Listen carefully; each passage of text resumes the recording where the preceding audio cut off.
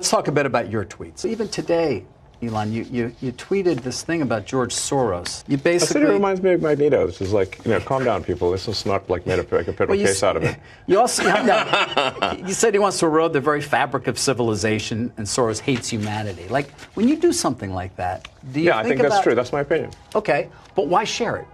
Why share it? Especially, why share it when people who buy Teslas may not agree with you?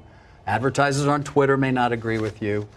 Why not just say, hey, I think this. You can tell me. We can talk about it over there. You can tell your friends. But why share it widely?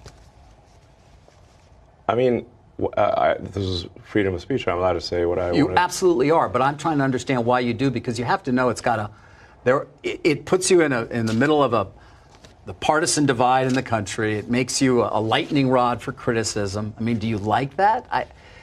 People today saying he's an anti-Semite. I don't think you are. No, I'm definitely. I'm like a pro-Semite, if anything.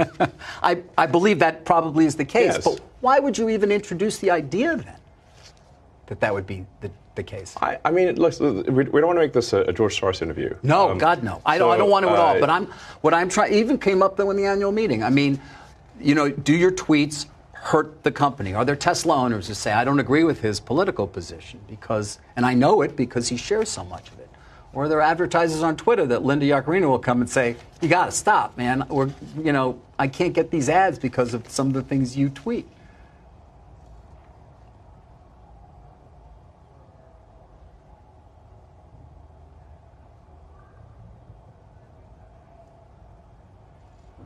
I'm reminded of there's a scene in The Princess Bride. Great movie. Great movie. Where he confronts the person who killed his father. And he says,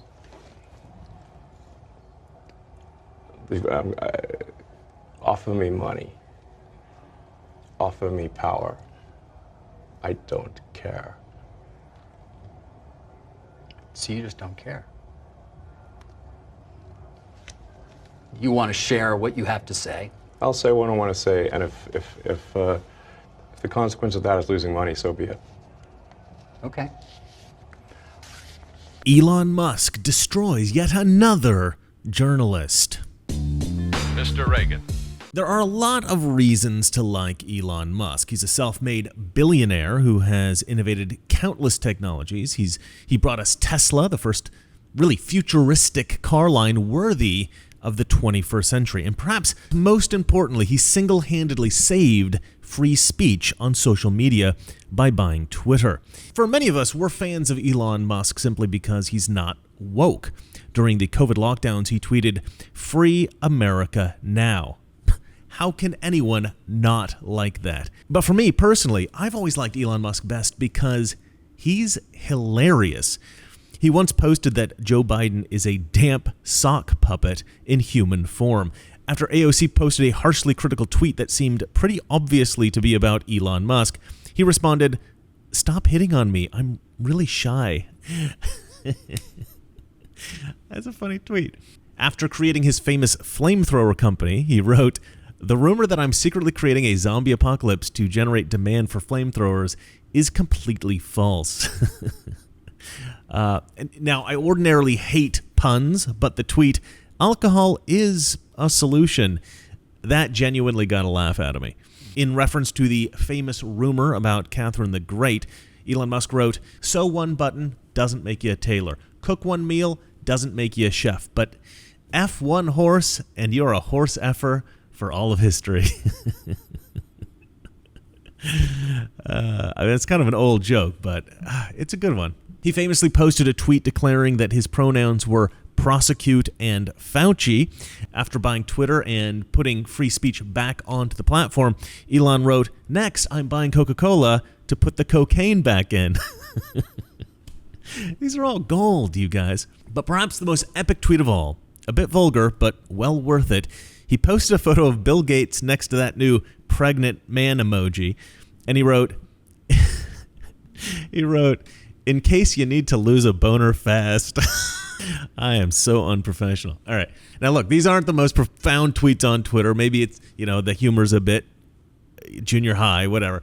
But coming from a billionaire, one of the so-called elites, these tweets are kind of shocking, right? I mean, they're not all jokes, right? As we know, Elon Musk seems to have been pretty strongly red-pilled lately. In November of 2022, Elon wrote that he'd always voted Democrat until that year, just last year. But anyway, to me, that indicates that he had, by 2022, he'd been red-pilled. Maybe it was the pandemic, who knows?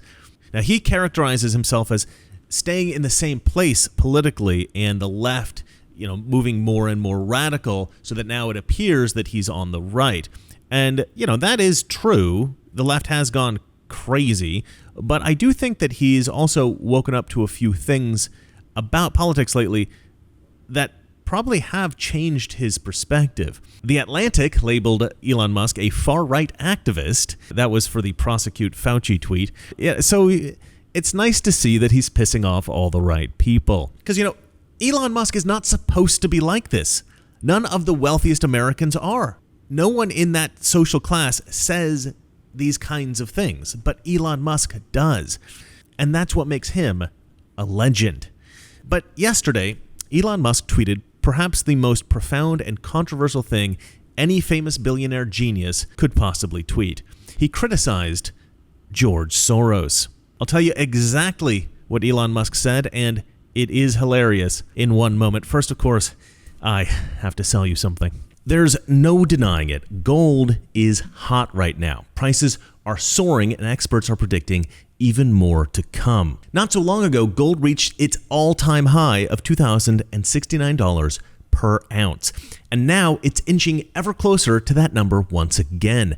Bank of America, one of the largest banks in the world, is saying that gold will rise further still to over $2,200 an ounce later this year. So what? Well, gold is already a safety net for your hard-earned money. And now, when the stock market is all over the place and the value of the dollar is uncertain, being safe really counts like never before. Right now, Noble Gold is offering a 5-ounce America the Beautiful coin for any qualified IRA or 401k rollover. Terms apply. A solid silver U.S. Mint issued coin celebrating our national parks free with every qualifying precious metals IRA or 401k rollover. You can't go wrong with Noble Gold Investments. Call 877-646-5347 or go to noblegoldinvestments.com. That's noblegoldinvestments.com. So first, Elon Musk tweeted, "Soros reminds me of Magneto." Now that is a pretty lighthearted dig. Magneto is a beloved comic book villain from the X-Men comics. But then Elon Musk did quickly concede that Magneto is way cooler. However, the real criticism was leveled after a leftist troll tried to defend Soros. Elon Musk responded, "You assume they are good intentions. They are not. He wants to erode the very fabric of civilization. Soros hates humanity." Now that is a pretty scathing criticism. As you know, if you've watched my show with any kind of consistency over the years, I have covered Soros several times, especially in my Jussie Smollett video when the Soros-backed prosecutor, what was her name? Kim Fox, over there in Chicago, when she neglected to prosecute Jussie Smollett. Needless to say, I am not a fan of George Soros. If you want to know about George Soros, I'll put a link to that video in the description below. So listen, here's the thing about these tweets. Now, I saw this first tweet when I opened up my Twitter this morning, and I was pretty surprised. I was pretty impressed. I think I even laughed out loud. But then, Elon Musk just so happened to have an interview today with a reporter from CNBC, and as you saw in the opening to this video, this reporter just so happened to ask Elon Musk about this tweet. You said he wants to erode the very fabric of civilization, and Soros hates humanity. Like, when you do something like that, do you I think that's true. That's my opinion. Okay, but why share it? Why share it? Especially, why share it when people who buy Teslas may not agree with you, advertisers on Twitter may not agree with you? Why not just say, hey, I think this. You can tell me. We can talk about it over there. You can tell your friends. But why share it widely? I mean, this is freedom of speech. I'm allowed to say what I want. You absolutely are. But I'm trying to understand why you do, because you have to know it's got it puts you in the middle of the partisan divide in the country. It makes you a lightning rod for criticism. I mean, do you like that? people today saying he's an anti-Semite. I don't think you are. No, I'm definitely. I'm like a pro-Semite, if anything. I believe that probably is the case. Yes. But why would you even introduce the idea then that would be the case? I mean, look, we don't want to make this a George Soros interview. No, God, no. I don't want to at all. But what I'm trying even came up though in the annual meeting. I mean, do your tweets hurt the company? Are there Tesla owners who say, I don't agree with his political position and I know it because he shares so much of it? Or are there advertisers on Twitter that Linda Yaccarino will come and say, you got to stop, man. Or, I can't get these ads because of some of the things you tweet.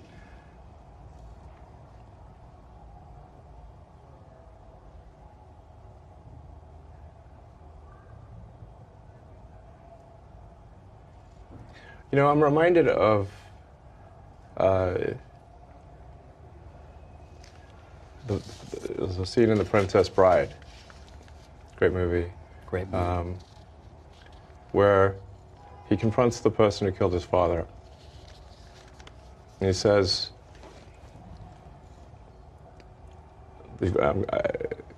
offer me money.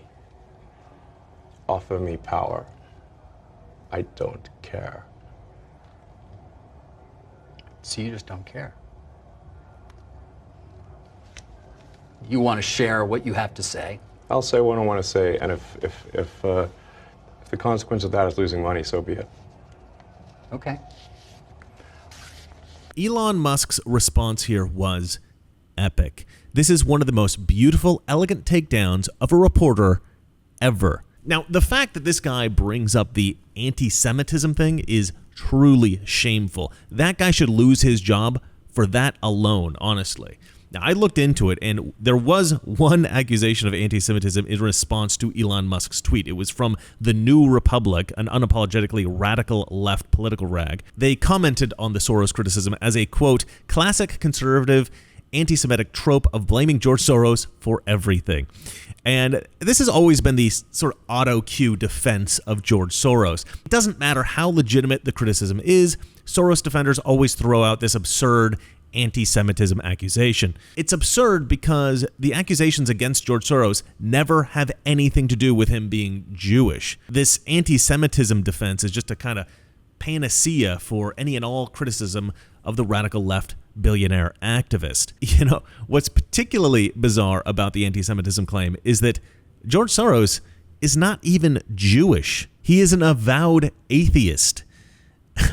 But even if he was Jewish, right, are we not allowed to criticize somebody if they're Jewish? Are we not allowed to criticize Harvey Weinstein because he's Jewish? Are we not allowed to criticize Jeffrey Epstein because he's Jewish? How evil do you have to be before criticism stops being anti-Semitic and starts becoming acceptable? Because George Soros is indeed a terrible person. George Soros has funded the campaigns of dozens of radical left district attorneys in America, and as a direct result of this funding, the funding of those campaigns, we've seen a drastic uptick in crime all over the country. Criminals are not being prosecuted, or they're given slaps on the wrist, or they're being let out of prison way early. And many of these criminals are violent criminals. And this is all a direct consequence of George Soros installing these radical left DAs. Why would somebody do that? Why would somebody want that? You have to be a sick, sadistic son of a bitch to do something like that. You have to want to reduce the quality of life in America to fund these kinds of political activist DAs. I would have loved if Elon Musk had asked the reporter this. What kind of a person does that? What's the point? What is the benefit? How does this make America better? How is this anything other than a clear attempt to destroy America? But I probably shouldn't be giving Elon Musk any tips on how to deal with hostile journalists. He's obviously doing a brilliant job without my help. And you know what? I'm glad terrible journalists like this exist, because from these kinds of politically charged, vicious questions, we got this excellent rhetorical assassination from Elon Musk. And who doesn't love his reference to The Princess Bride? I'm reminded of the scene in The Princess Bride where he confronts the person who killed his father, and he says, offer me money. Offer me power. I don't care. No! Offer me money. Yes. Power to promise me that. All that I heaven more. Please, offer me everything I ask for. Anything you want. I want my father back, you son of a bitch. So you just don't care. You want to share what you have to say. I'll say what I want to say, and if the consequence of that is losing money, so be it. I mean, you gotta love that. And this is not Musk's first beautiful takedown of a bad journalist. Who could forget the epic takedown of the leftist BBC reporter that accused Musk of allowing Twitter to be inundated with so-called hate speech? Do you think you prioritize freedom of speech over misinformation and hate speech? Well, you know, who's to say that something is misinformation? Who is the arbiter of that? Is it the BBC? You're literally asking me? Yes. Well, no, you are the arbiter on Twitter because you own Twitter. Yes, I'm saying who is to say that one person's misinformation is another person's information? At the point at which you say that there is this is misinformation, like who is going to decide? You accept that misinformation can be dangerous, that it can cause real-world harms, that it can potentially cause. Yes, and the point I'm trying to make is that the BBC itself has at times published things that are false. Do you agree that that has occurred? I'm quite sure the BBC have said things before that turn out to not be true. In its, whatever it is, 100-year history, I'm quite sure. Yes. Even if you aspire to be accurate, there are times when you will not be. Right, and I think in the grand scheme of things, the BBC does aspire to be accurate. I mean, I would only just add that, you know, we have spoken to people who have been sacked that used to be in content moderation, and we've spoken to people very recently who were involved in moderation, and they just say there's not enough people to police this stuff, particularly around hate speech in the company. What hate speech are you talking about? I mean, you use Twitter, right? Do you see a rise in hate speech? I mean, but just a personal anecdote, like what do you? I don't. Personally, my For You, I would see I get more of that kind of content, yeah, personally. But I'm not going to talk to the rest of for the rest of Twitter. So you see more hate speech personally? I would say I would see more hateful content in that. Content you don't like or hateful? What do you mean to describe a hateful thing? Yeah, I mean, you know, just content that will solicit a reaction, something that may include something that is slightly racist or slightly sexist, those kinds of things. So you think if something is slightly sexist, it should be banned? No, is that what you're saying? I'm not saying anything. I'm saying. Well, I'm just curious. I'm trying to understand what you mean by hateful content, and I'm asking for specific examples. And you just said that if something is slightly sexist, that's hateful content. Does that mean that it should be banned? Well, you've asked me whether my feed, whether it's got less or more. I'd say it's got slightly more. That's why I'm asking for examples. Can you name one example? I honestly don't use. Honestly, I you don't. Can't name a single example. I'll tell you why. Because I don't actually use that For You feed anymore. Because I just don't particularly like it. But you said a lot of people are quite similar. I only look at hang on a second. my You said you've seen more hateful content, but you can't name a single example, not even one. I'm not sure I've used that feed for the last 3 or 4 weeks. And then how did you see the hateful content? Because I've been using Twitter since you've taken it over for the last 6 months. Okay, so then you must have at some point seen the For You hateful content. I'm asking for one example. Right. And you can't give a single one. And I'm saying I say, sir, that you don't know what you're talking about. Really? Yes, because you can't give me a single example of hateful content, not even one tweet, and yet you claimed that the hateful content was high. Well, that's a false. No, what I claimed. You just lied. What I claimed was.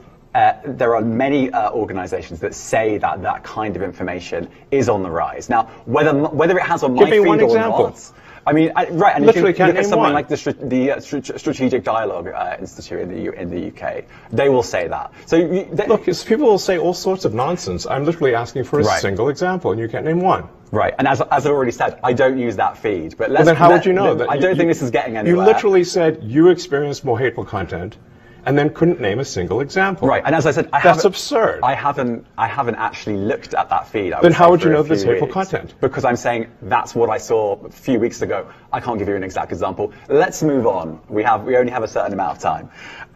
Wow. COVID misinformation. You Amazing. You've changed the COVID misinformation Has rules. BBC changed its COVID misinformation? The BBC does not set the rules on Twitter, so I'm asking you. No, I'm talking about the BBC's misinformation about COVID.